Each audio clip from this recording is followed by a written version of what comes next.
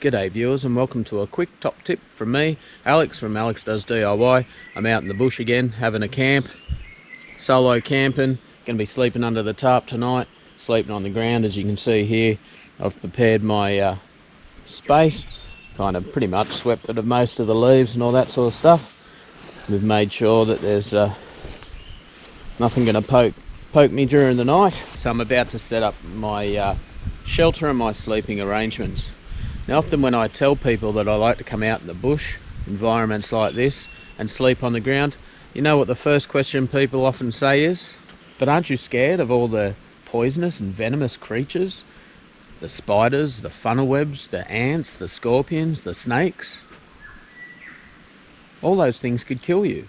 To which I typically respond, you know, I hadn't actually thought about it, but now you mention it, that's a bit bloody scary. What the hell was I thinking? How am I ever going to do that again? Thanks for ruining that for me, you complete asshole. So anyway, I gave it some thought, and I thought, I wonder if there is a way that I can set up my ground sheet that'll offer me a little bit of protection, even if it's just the thought that I'm a little bit protected, rather than sleeping directly on the ground. It's not something I often think about, but it is a reality out here in the bush, certainly in the areas where I come camping. Funnel webs are a thing, and for an adult male, you get bitten by a funnel web, you've got about 2.5 hours to get to hospital before you're dead. So yeah, there are some things out here to be wary of. And in saying that though, you very rarely ever see anything. Rarely ever. Actually almost never. So anyway, so I come up with this technique to put the ground sheet down in a way that's going to offer me some protection. So I'll show you how that works. Alright, so the first thing you're going to want to do is cut yourself some stakes. You could also use tent pegs. The standard U-shaped crook hook tent peg things will not work to do this technique. If you can get some fancier ones that do hold the string at the top, they might work, but you need long ones. So these are about 1 foot long. I've just cut these from some bits of wood, obviously, about the thickness of a finger. Sharpen one end. You can, as in this case, I've just notched the end here a bit just to help hold the string a bit. So I've got 6 of those, and I've also cut myself some paracord, just a few inches long, and tied it round into a loop. Pretty simple. So let's get this all set up.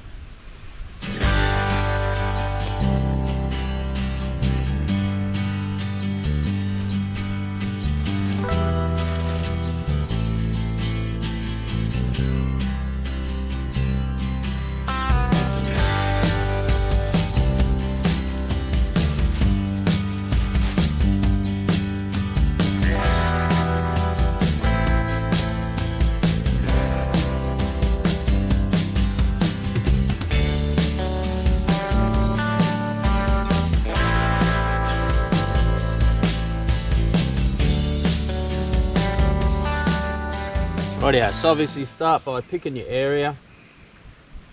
I've decided on where my ground sheet's going based on the fact that it's level relatively, and I've picked the 2 trees that I'm going to tie my ridgeline to for my tarp to go over the top.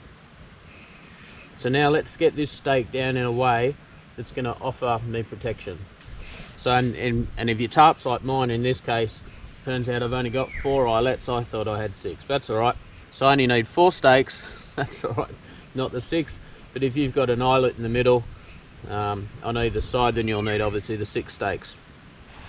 So I'll show you the technique here. So you want to get your loops, feed it through your hole, like so, and you want to get your stake and put it through like that. Give it a twist so that it locks down on the top of that stake. And then start putting it in the ground.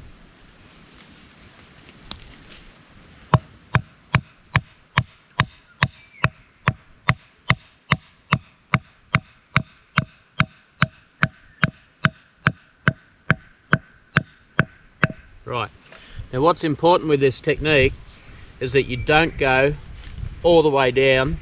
You want a fair bit of that stake sitting up above the ground. Now I need to go to the diagonal opposite corner.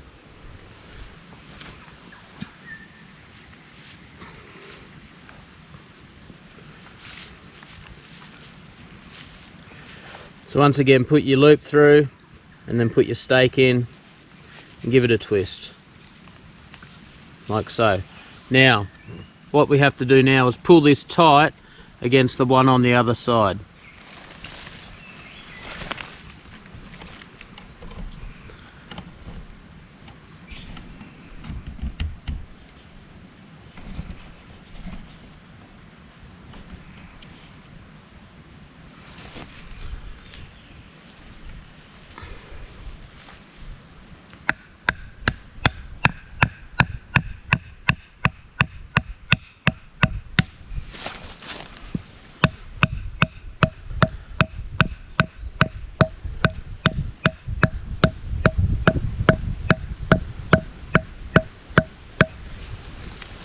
So there we go, again leaving a good 5 inches above the ground.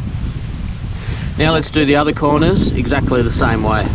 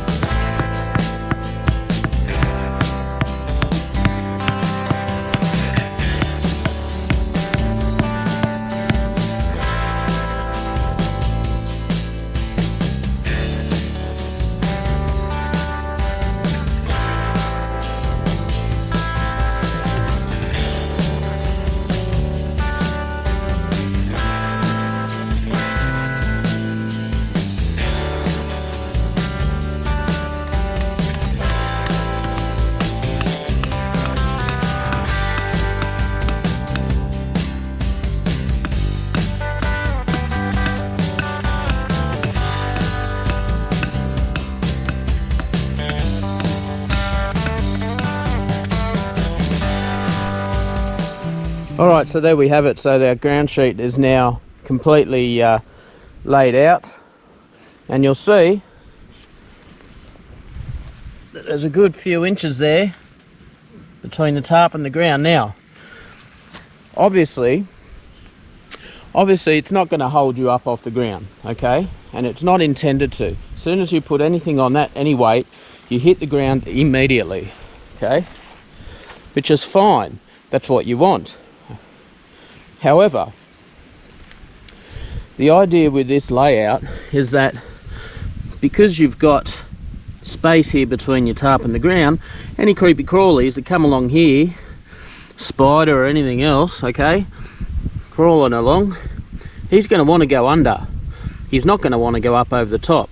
Something like a funnel web spider or even a mouse spider, they're not known for their climbing. It's not, they're capable of climbing up, but they just don't.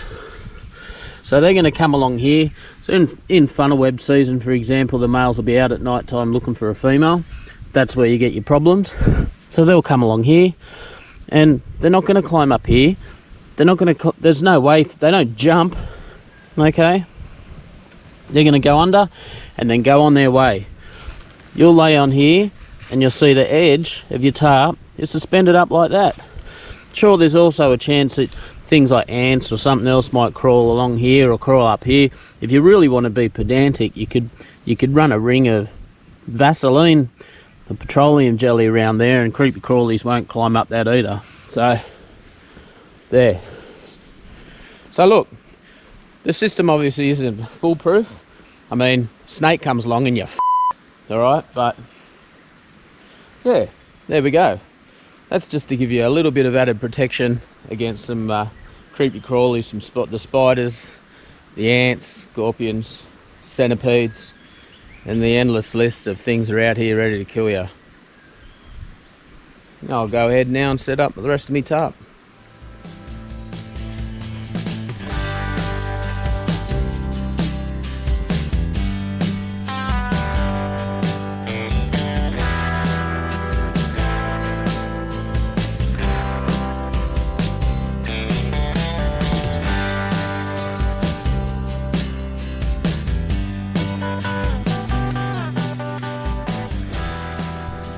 home for the night. Nick of time as it starts to rain.